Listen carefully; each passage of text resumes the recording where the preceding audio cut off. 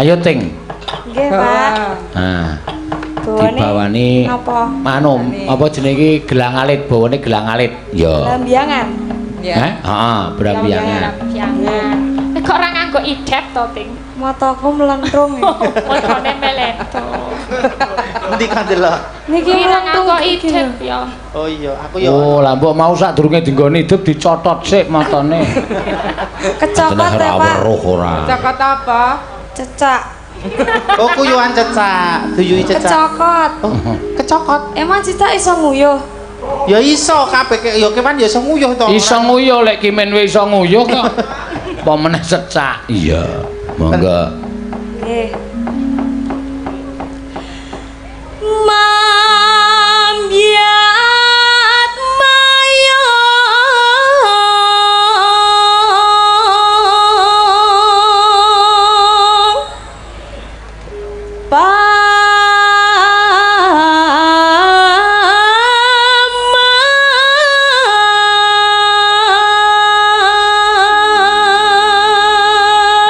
Ya, mau ngendikane bapak sing nemoni aku pas lagi teko mau ya dalang, Mak. Iya, ya dalang wayang golek sapa, Mas?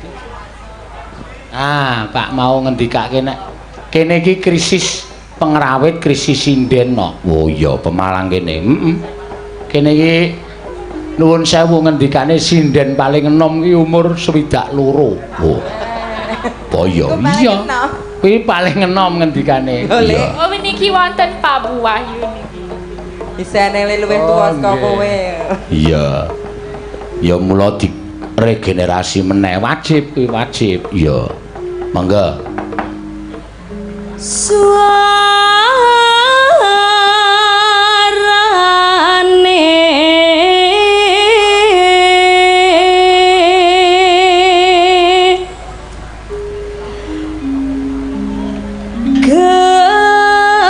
Gandeng belam miangan.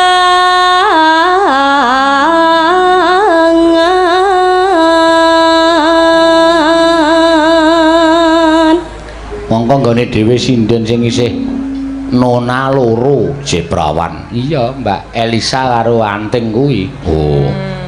Lah piye supaya ana tukulan sinden Elisa ben dipek wong kene no. Iya. Muga-muga ya nek entuk jodoh wonten sing jomblo mboten nggih.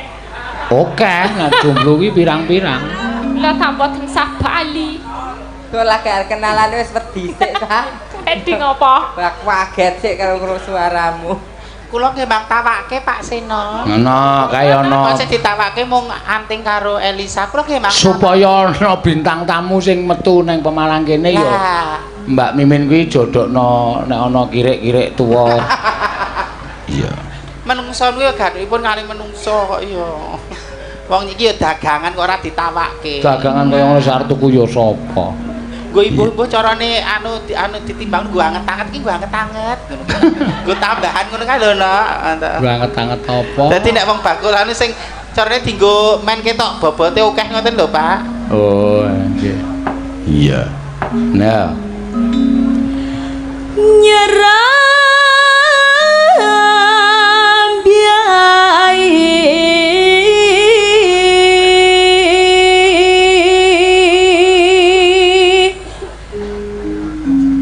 nusan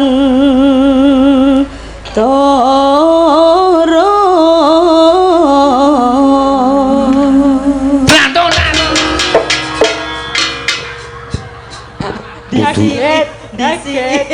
kudune sing muni kendange. Aku dendam karo sing ngendang aku bola-balik. Bude Mimin kenapa? Penyapa? Kaget terus hawane pengen cerak Mas Haryo ngono langsung jomblo. Ya terus terus pengen Mas deleng bageki sih ya iku pacare Apri sing iki. Oh, Nggih. Mangga. Pianyo wangi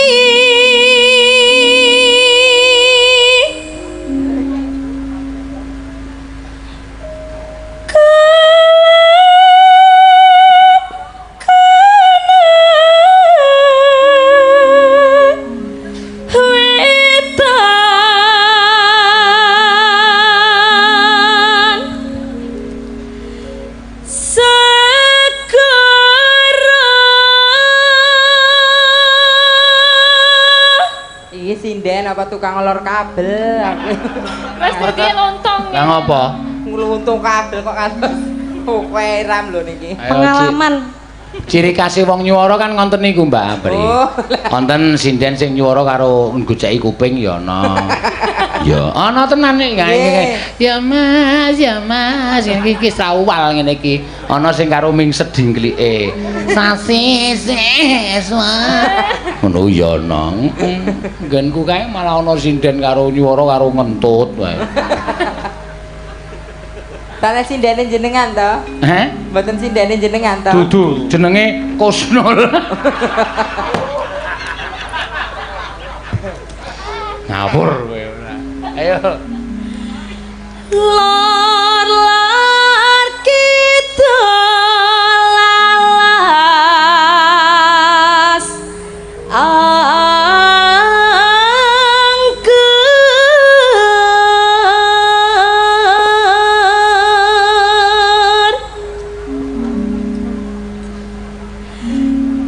kang kaliwat liwat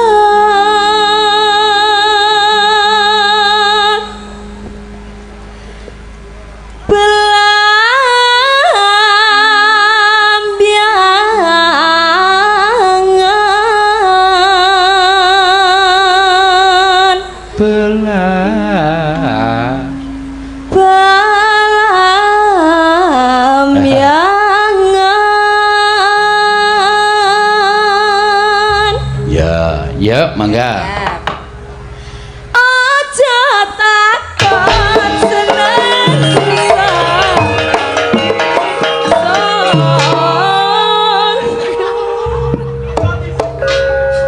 Napa? lambeku ketatap mik disikut Mbak Apri. Ora apa-apa ora. Ora apa-apa jenenge totalitas ngono Ora ora sengaja. apa-apa. Ra, untune dong rompal kan. As mau sing mlenthung mripate ora iso dipasangi idep. Sesuk sing mlenthung cangkeme ora iso pasangi untu. Iya. Ganti untu ondo ae lho. Tanah Tanah endah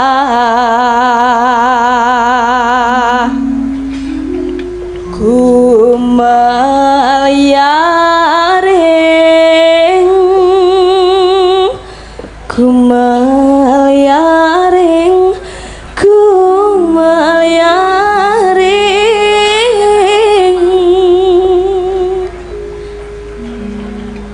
Taman Sarino Swantara